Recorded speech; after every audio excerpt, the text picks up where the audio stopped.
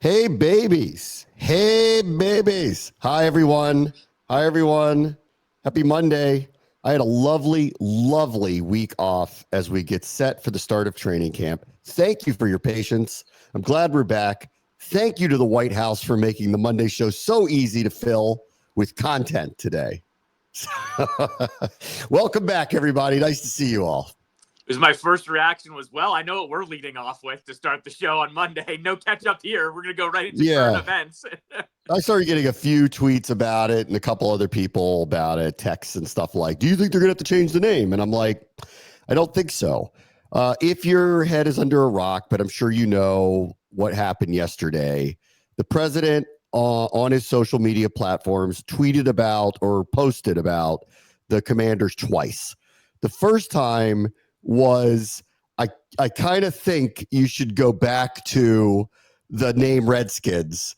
And then the second one, and it was full admission of it got traction. It started with my first post got so much traction or made such an impact that I now demand that you change the name back to Redskins, or I might, who knows, get in the way of the legislation or the negotiations to get the RFK Stadium back.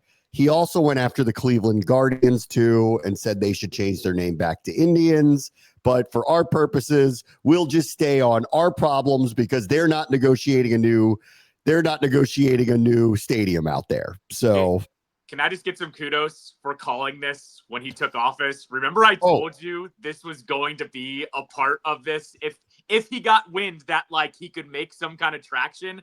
Anyone that's listened to this show knows I said that this could have been part of the theory from the beginning. And, you know, I don't think the team is going to waffle and like change it back, but I have thrown out there that like Josh Harris could just go, well, guys, it's not my choice and I want to play at RFK. So here it is. And this is what's going to happen. I've been kind of barking up that tree for a while now. Yes. When yesterday actually happened, I was like, oh my God, I can't believe we actually are here in this time. In this part of the timeline, essentially. So, like, I think, you went full conspiratorial on it early on the whole thing, and there's no reason not to. On it, there's no reason not to. I'm not surprised this happened either. My initial reaction was, this actually dates back to a couple weeks ago when they had the Cafe Milano dinner, and they had the Cafe Milano dinner, which obviously was try to, get the DC City Council to speed up the process and vote on the thing. Obviously they want them to vote for it to happen, but vote either way. Like let's go. We're on a time frame. We need to move forward with this thing. And after that was over, there was reporting. I think it was Mark Seagraves, might have been Eric Flack, one of the guys who covers, the negotiations between the two sides a lot. And they said something to the effect of President Trump could get involved in this if things don't move very quickly. And I remember talking about this on this show and I said, this is bad for everybody if he does, because you don't know, this is the most impulsive president I've had in my lifetime for sure. You don't know what that means if he does get involved. So the initial reaction was like, well, they're going to come after the DC City Council. True. He could reputationally put him as part of the Shady Bunch tweet that he put out today. He could come after them. He could name drop them. He could bring up a lot of attention to them that they probably do not want. Or there's the other side of it, which is if I do put my thumb on the scale, what do I want? And my concern was he's going to want his name on the side of the stadium, let alone the name of the team be different and back to what it initially was. I am not going to get into, we all know what the news cycles have been for the last couple of weeks. And in this presidency, in both terms, the news cycles typically move very, very, very fast. One thing happens, you'd think it would be a big deal for longer than it is, and then it's not. And in this case, this one has really hung to them. It has not bounced off of them. And I'm not here to get into that right now because this is an impulsive president, and you can make your own decision whether he brought this up to try to change the subject or not. Like, I don't know whether that's the case or not either, because I, like you, predicted that this would happen, that he would come out and say something like this. It is red meat for his base. They don't like the quote unquote woke stuff, all the rollbacks of name changes, taking down statues in cities. He's gone after universities over DEI, et cetera, et cetera, et cetera. This is red meat for the base. It's an easy thing to distract either way, whether there's something to distract from or not. And so I'm not surprised this happened. And I warned you all, if you don't move fast, here's what may happen if he literally gets involved in all of it. And that's where we are now. Now, as for what it means, I'll get to that in a second, but I'll let you respond to that. No, I couldn't agree with you more. It feels a little bit right now like the DC City Council is almost a little bit like the state of Virginia when it came to the sites a couple years ago when it came to Dan Snyder.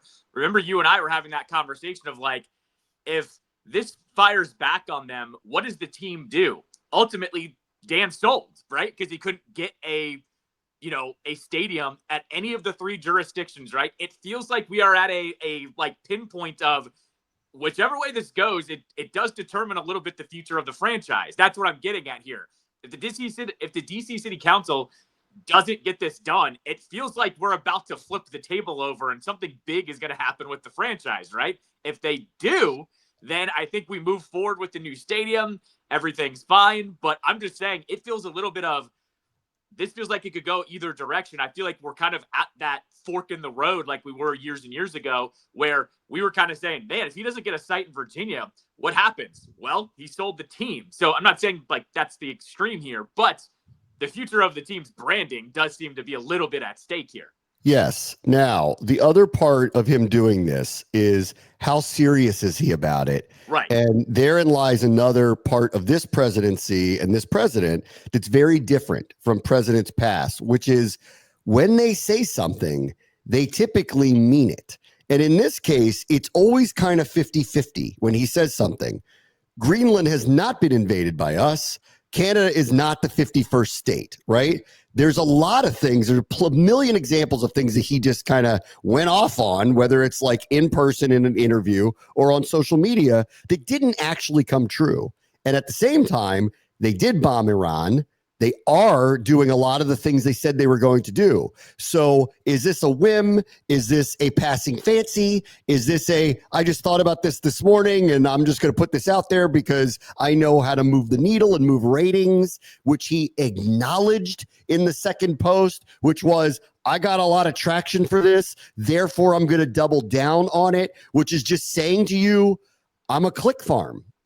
And it was the most abject way of saying it. It was, I put something out there. I put stuff out there all the time. I know what I'm doing. I know how to move the needle. This one moved it a little more than others. I'll just say it again with more force, whether I plan on really actually enacting that or not. He understands modern ratings.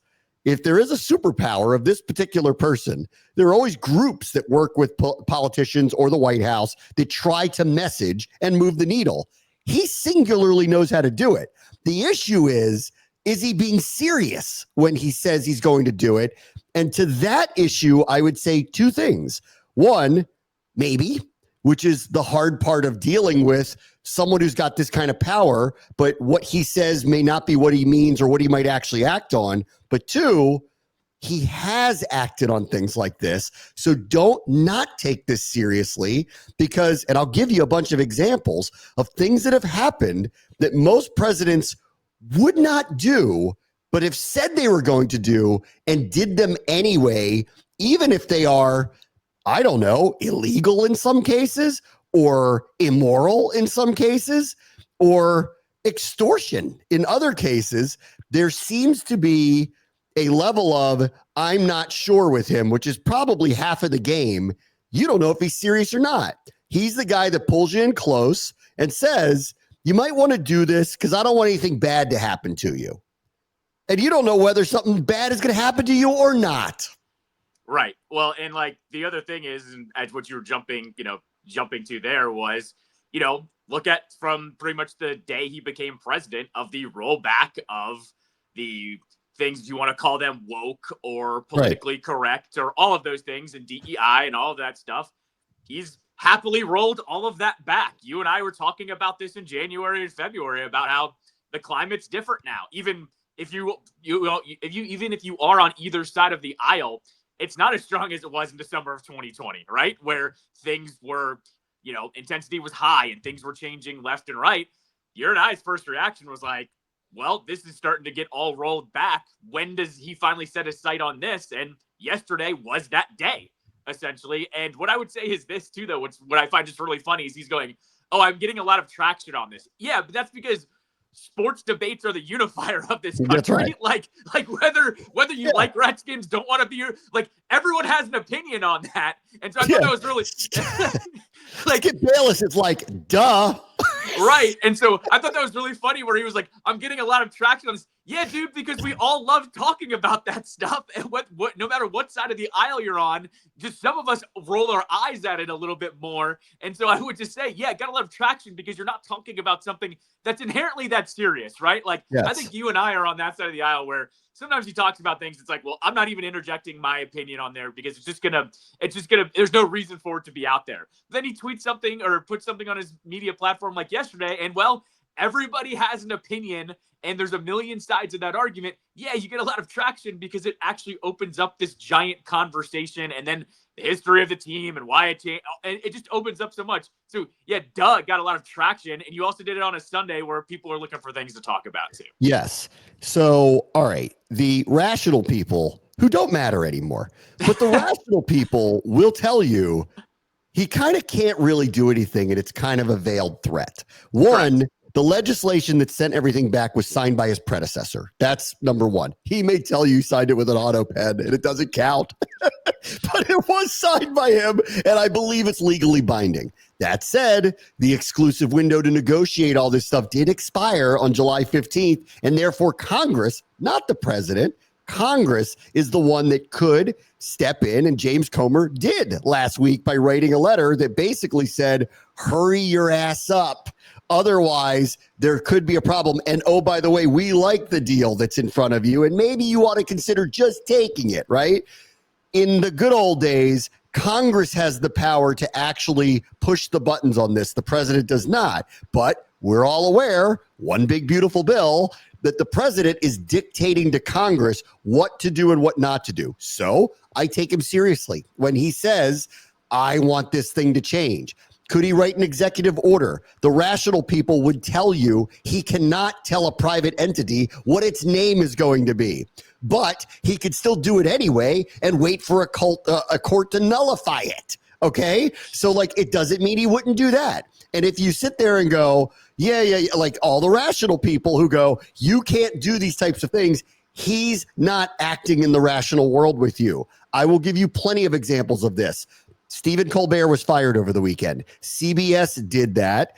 Everyone assumes that it is partially because of his political base, what he's talking about on his show, which is very anti this administration.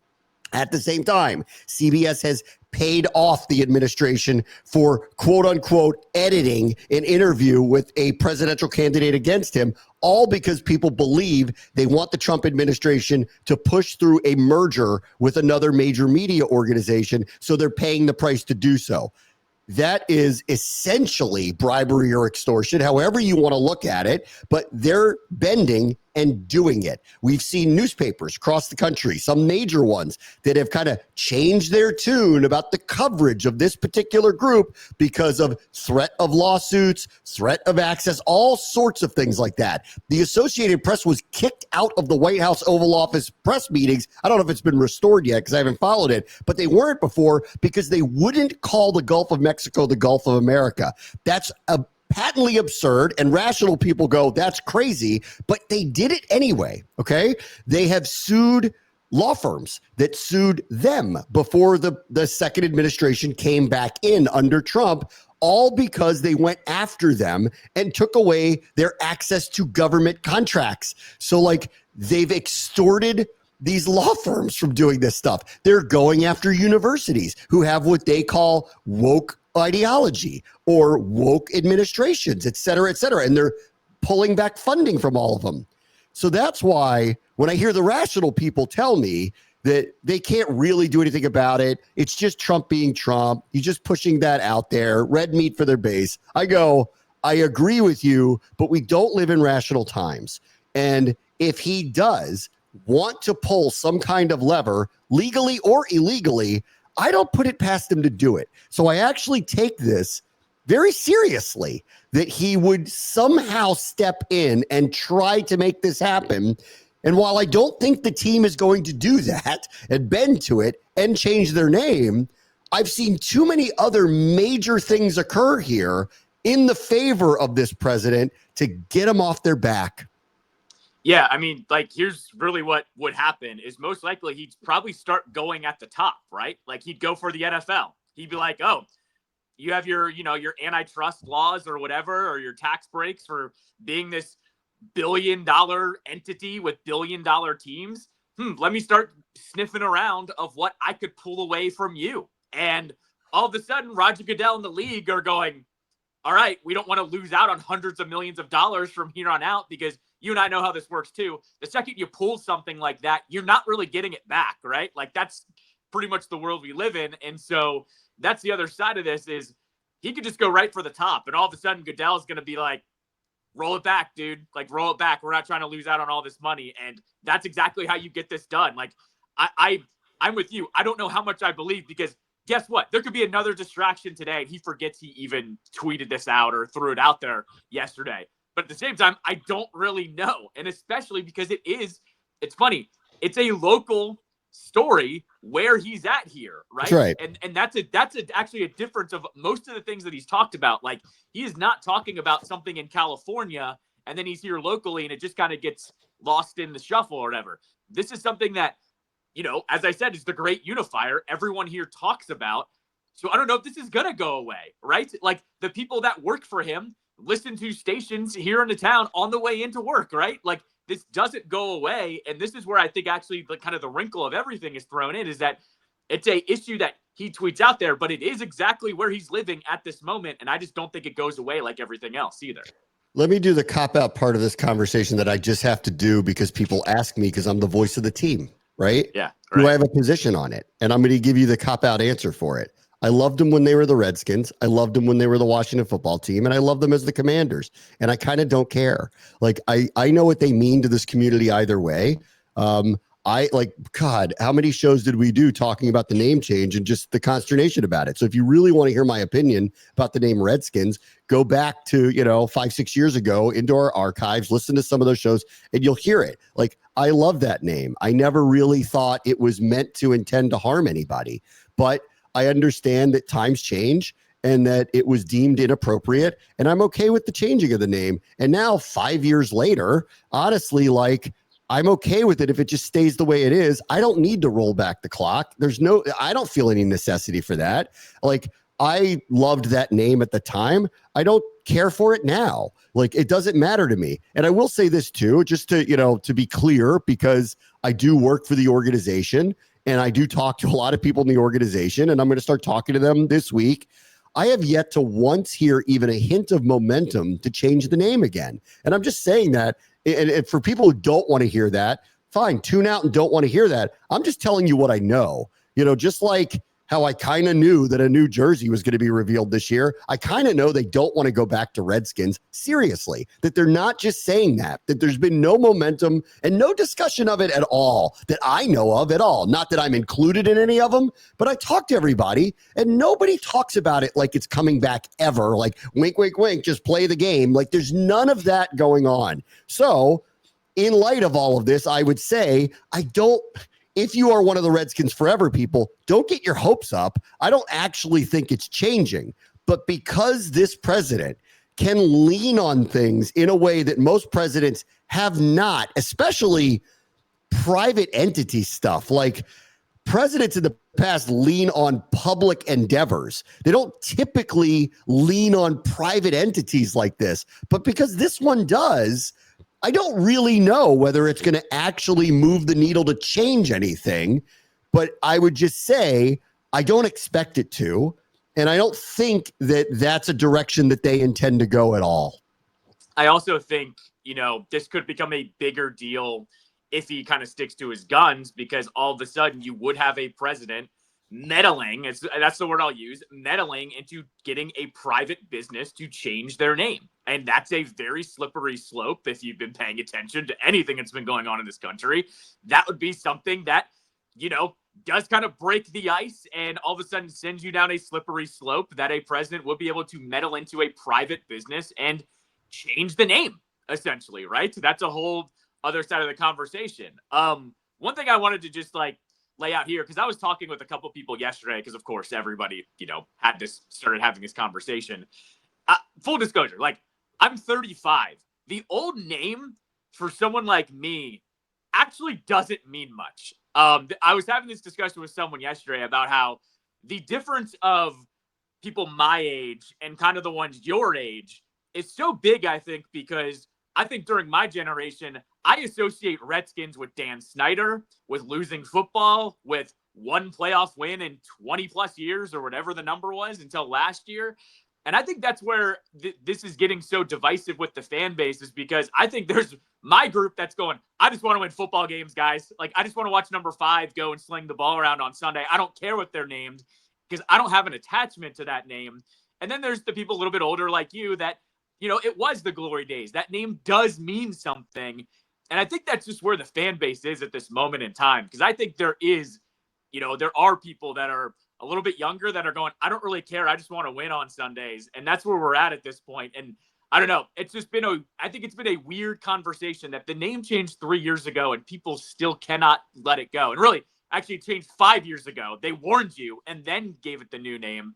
I just can't believe we're still here 5 years later. It's a little insane to me, and especially off of the season that they had last year. I thought we would drop this.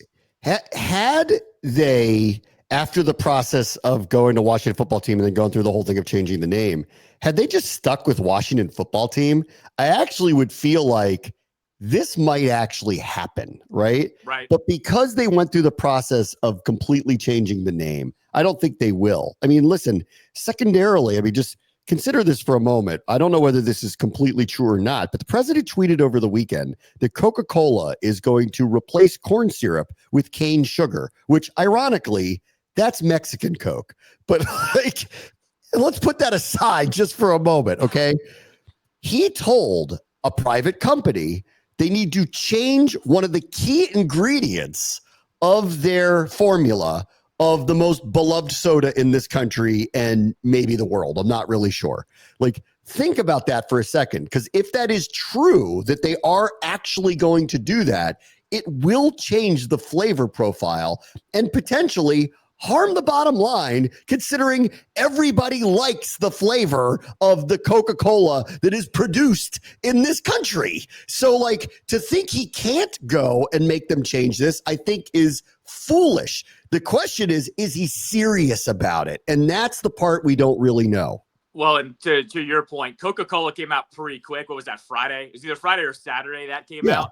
Coca-Cola came out very fast and was like, well, we appreciate the president saying what he said. We already have some of those options, and we just had a discussion about more of those options. And so even they had to basically gently correct him that they were not switching the formula because, by the way, too, Mexican Coke's twice as expensive as normal Coke. So what happens there? Because corn syrup is cheaper. Refined corn syrup is cheaper than cane sugar. Right, exactly. And so that's the other side of this. It's you had a private entity come out really fast and be like, while we appreciate his interest in all of this, that's not what's happening. This team and the Cleveland Guardians, they're not going to say jack nothing because they know also this could be just a distraction and you just let the news cycle settle it out. Now, the ownership group of the Guardians did put out a statement yesterday. And they put out a statement that was essentially, and I'm paraphrasing here, which was while we know a lot of people have a lot of opinions about this, we did our process and we came to this name and we really like this name and we're moving forward. Now, the difference between them and Washington, you'll notice the Commanders haven't said anything, at least as of the time that we're taping this today, but they didn't say anything yesterday. There wasn't a crisis PR statement that was put out by them. They're in the middle of the negotiations to get the RFK deal. Had the president said this after everything was done, I think they could put out a very similar, we know everybody has a lot of opinions about this. And Josh Harris reiterates, we feel like Commanders really resonates for us. It's a name that's growing. We're blah, blah, whatever they want to say about it, right? But because we're in the middle of the negotiations, notice that the team didn't say anything about it. And the first access point to the team is going to be Adam Peters and Dan Quinn doing a press conference tomorrow to precede heading into the first practice of training camp on Wednesday.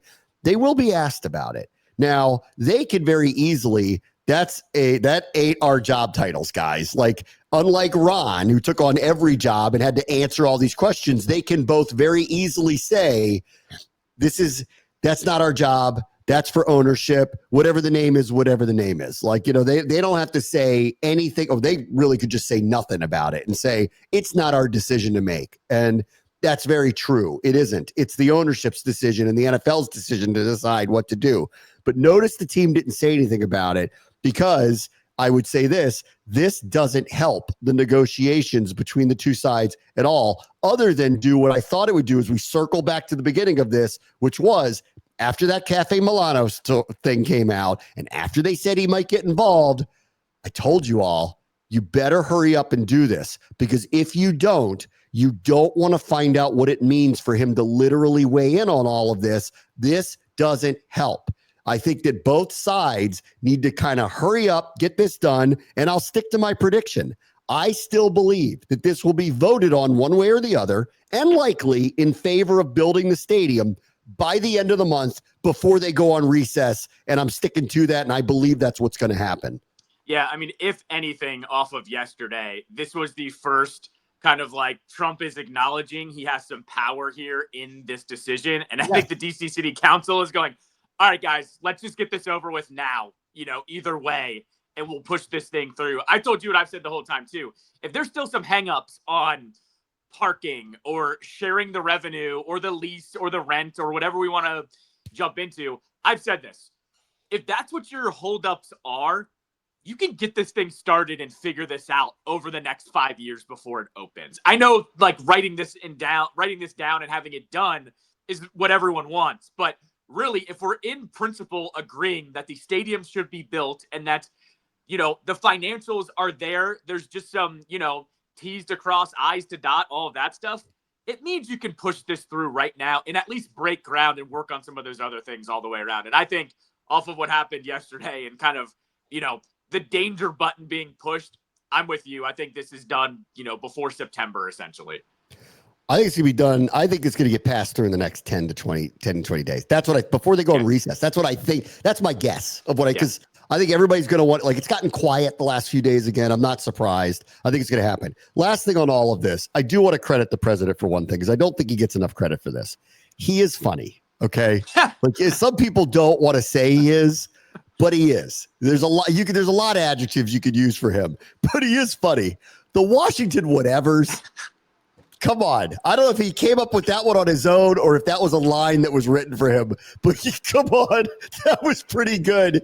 His nicknames are amazing. Like, he's an incredible nickname maker. Really, he really is. I'm going to expect to see Washington whatever t-shirts in the Landover parking lot week 1. It's too good. I mean, what was it? Make Indians Great Again. Yes, like Washington crazy. Whatevers. Like, we did get a couple. Motram is like spinning right now, going, "Oh, here we go, here we go." The Washington Whatevers.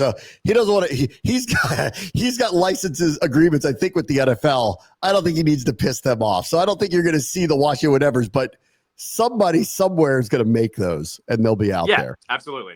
100%. All right, let me take a quick break. Bram wants to show ESPN 630, the Sports Capital.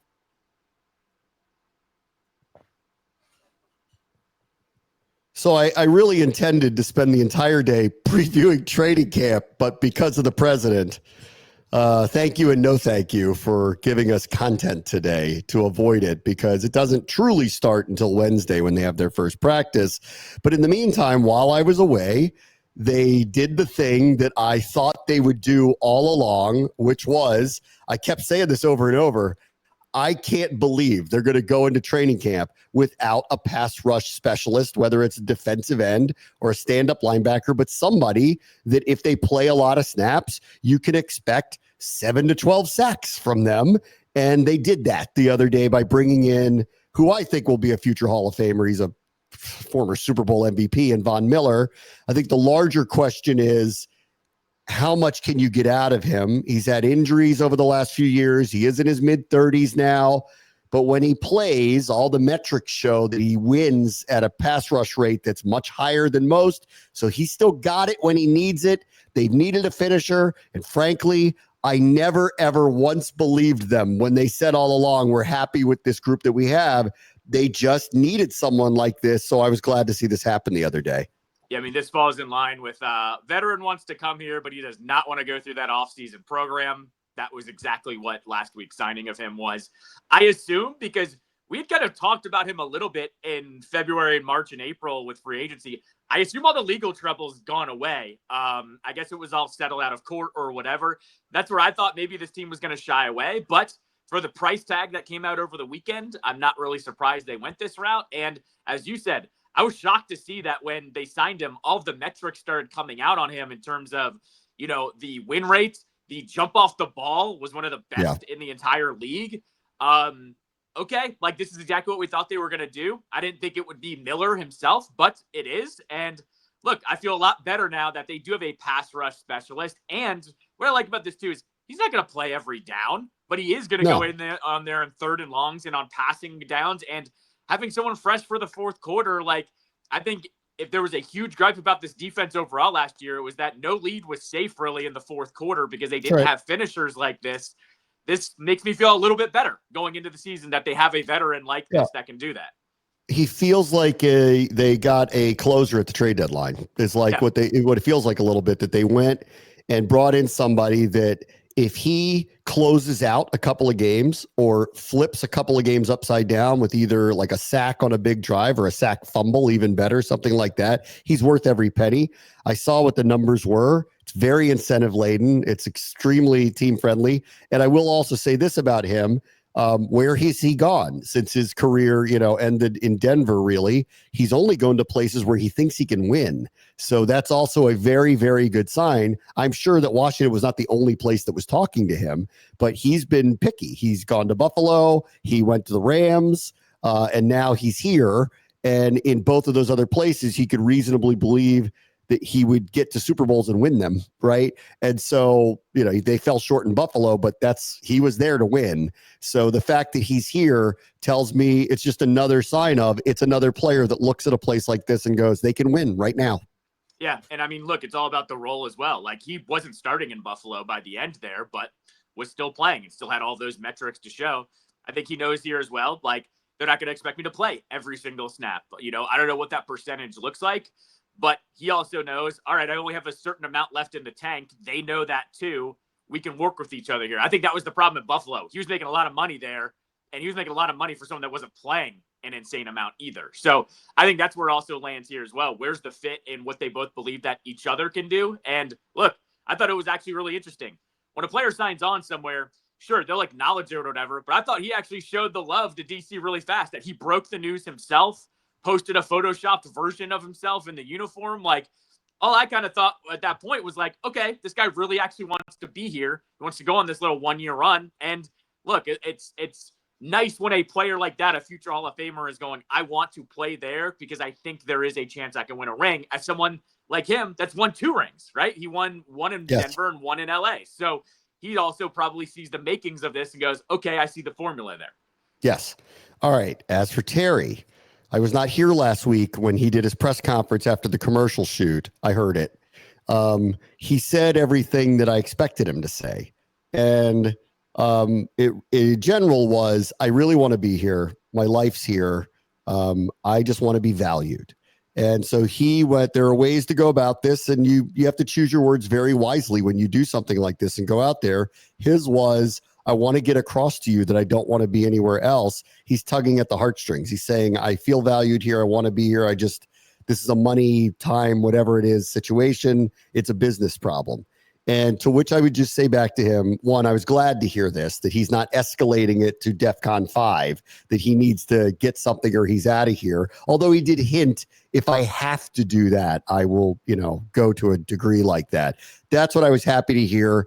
I also don't think it helps his negotiating position because I would just say this to him as someone who is similarly wired and emotional and competitive and also not the highest paid person in my profession. There are times where you do feel this way about your employer.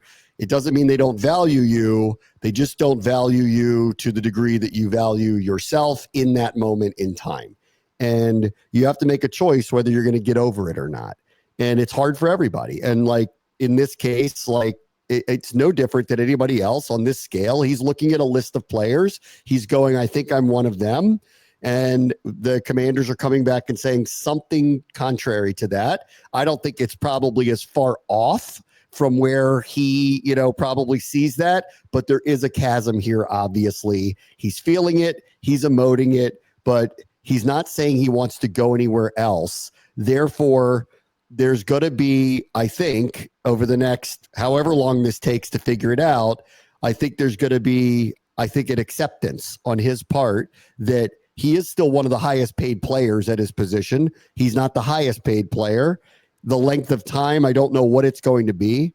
I will reiterate, I don't know what he's been asking for. When he was asked the other day, he did not clear that up. It would have been very helpful and instructive for me to take a better guess at where the chasm may be between the two sides, because I don't know what he's asking for.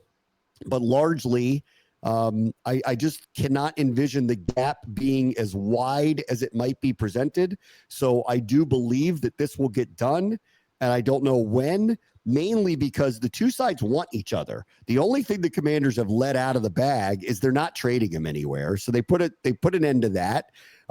He said he doesn't want to be traded and doesn't want to go anywhere. So this is two people trying to figure out how to live with one another and be happy with one another. And I believe that will end up happening because they both want that. He's just not going to get everything he wants in a contract, and they're probably going to have to push a little bit beyond what they wanted to give him. And I think that's where it'll end. And I hope that it'll end sooner rather than later, because it serves nobody's purpose for him not to be here. No, I don't understand how this is taking so long. I get it. Adam Peters is a different, animal than the last regime, but I just thought it was really weird that we've just dragged this out over what's probably only a couple of million, right? Like, you and I have talked at length about what it is. Like, the report did come out and he actually said it. He wasn't looking to reset the market. So that means he's not looking for 40 million, right? I don't think he's not going to get that. Correct. No, exactly. And that's what I think he was saying. That would be the point where I'd go on here and go on the side of the team basically and go, I love you, but that's not happening. Right. But he's come out and said that's not what he's trying to do. So like, what are we really talking about here? And I'm just, you weren't here last week, but like, I think the overall sentiment of the fan base last week, especially off of the commercial shoot, was just like, why are we, whatting around this guy? Like, the guy that has been the stand-up guy for so long, the guy that has said all the right things, and the money can't be that insane. It's kind of like what the I agree, but let me just say this about that. Okay. Let's say this is somewhat about he wants to sign a 4 or 5 year deal and he wants the number to be $30+ million. Well, when Jaden Daniels' contract comes up, you can't have a 33-year-old receiver making $35 million a year on your roster, on your cap. You just can't have that happening. So that's what I would say back to people who go, just give him what he wants. You don't know what he wants, and some of it might not be feasible, honestly. I don't think anyone's saying give him what he wants. I don't think anyone's really saying that, but I think we are saying they have to be close enough just looking at what the metrics are of wide receivers of his caliber, wide receivers of his age. Like, does the DK Metcalf deal, is that the one that we lay out there? I think that's probably the one that I look at and say that's the comp. And here's the thing. We don't know what the term is for him anymore. And like, that's where I guess what the holdup 100%. is here. That's what the holdup is. And I don't know what that is, but I've even said this though. If he produces on whatever a 3-year contract is, the team's also going to be privy to keep on re-signing him as well. I told you this too. I think his comp is going to be Mike Evans, where, there's maybe a little bit of a drop off, but he's still going to be really solid. He doesn't have these injuries. He doesn't have these things stacking up. Like, that's where I thought he's going to be. And I wish the team would probably just like tell him that, like, dude, if you produce, we're going to just keep re-signing you. And I don't know. That's where we're at here. I do know this. If you wanted to make another big distraction go away, that could happen over the next day or two, and all of a sudden people are talking about that. So I will say there might be some motivation to get it done over the next 24, 48 hours. Yeah, the last thing to say about it is this, and I'm serious about this. Like, don't believe any reporting that isn't from very specific people about what the team's position is on it. They're not talking to anybody. Yeah. Now, I think they let this one little piece out of the bag, like, let's get this trade thing out of the way. That's not happening. And that was good that they got that out of the way. And Terry said his piece, and I thought if he was a little more specific, I'd probably have a better take on where this is all going. But I do believe from the get-go, I never believed they were going to split. I never thought that. And after hearing him, all I really heard was someone who said, I really just want to feel valued here because I've given you my heart and soul. And I agree with him. And at the same time, I understand how this business stuff works, and they're not going to give you everything you want. And you're going to have to find a way to be satisfied with not getting exactly what you want. And that'll be up to him to come around to that. And I believe he will, because for the long term and for his future, this is the right place for him. And I think he knows that. All right, let me take a quick break. Bram watch the show. ESPN 630 to Sports Capital. All right, a few other things from around the league. Micah Parsons still has no long-term deal. I assume he's going to show up. I did see a report that the Cowboys worked out a few like free agent defensive ends. No notable names, surprisingly, but a few of them, I guess, just in case. They're not going to screw. Well, they've already screwed up the negotiating part of it. And it'd be way, way, way, way, way out of character for something to go sideways and for them to trade him, because they do typically sign their stars. But I still cannot for the life of me figure out how this isn't done yet. I mean, the Steelers finally buckled and went, all right, fine. You're the best player at your position. Here's the money, right? The Cowboys, how they haven't come to terms with that he is also going to get $40+ million a year, period, especially at his age. I don't know what they're waiting on. And Micah's right. Even he said it. The longer you wait, the price keeps going up. Why you let Myles Garrett and TJ Watt get their new contracts if you're Dallas? Beyond me. Absolutely beyond me. I don't understand when you have stars like this that you don't just jump ahead of it and give them whatever the market value is and reset the market yourself instead of letting it reset literally 3 times, right? Because was it Garrett first, or was there another? Who was the first? Crosby. Crosby was the one. Yeah, Garrett. And now TJ Watt, who's been the whole time, it was like Pittsburgh's never letting him go anywhere. Like, come on. And Crosby was what, 35 million, right? Something like that. Yeah. And then Garrett jumped to 40 million, and now Watt's like 41.5, 42, something like that. Like all of a sudden, you just waiting costed you over $7.5 million. And that's just with the first reset. You could reset it yourself and that would have been normal. But I just don't understand why you wait on this when you have a level of star like this. This is the second year in a row, and the third star this is going to happen with the Cowboys. We'll be just waiting. Ended up screwing up, a contract negotiation. Because I will say this. They signed CeeDee Lamb right before the first game. Then they signed Dak the morning of the first game.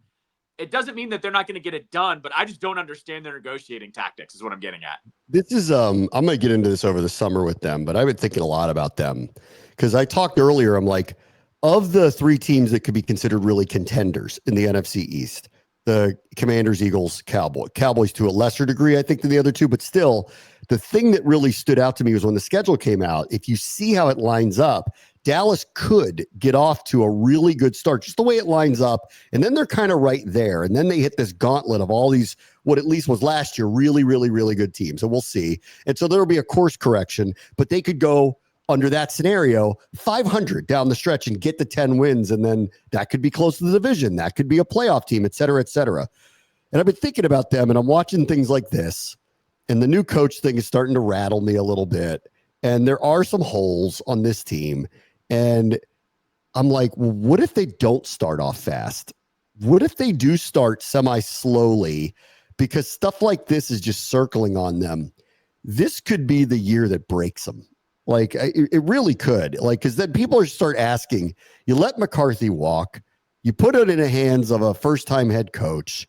You know, Dak got older. He's leveraged you. You guys don't know how to negotiate. The drafts haven't gone as well as they've had in previous years. You're not filling the holes. You don't go all in. This could be the year. This is really a make or break year for them. They better be right there and competitive. Other outside of excuses like a lot of injuries that they've had. Because if they're healthy and they have a bad year, this could be the year that breaks them, honestly. Yeah, I mean, well, look, I actually think, just all of that, it's a microcosm of what I think, too. If Dak gets hurt again, you need to start having these conversations about him, right? Like, they go as he goes. And look, they won 14 games with him a couple years ago, right? And they go as their franchise quarterback goes like any other team in the league. But all of a sudden, if he goes down again, you have to start having those difficult conversations again of, what do we do with this guy? I'll go to what I think it was Todd Archer said on one of those NFC East roundups a couple weeks ago, where Archer just kind of said, if Dak doesn't get it done with this group, what group can he get it done with? And I think that's where I'm landing here. Like, it doesn't all fall on him, but I would say their skill group position, not outside of running back, these are the best wide receivers that he's had since he's been there. Best tandem.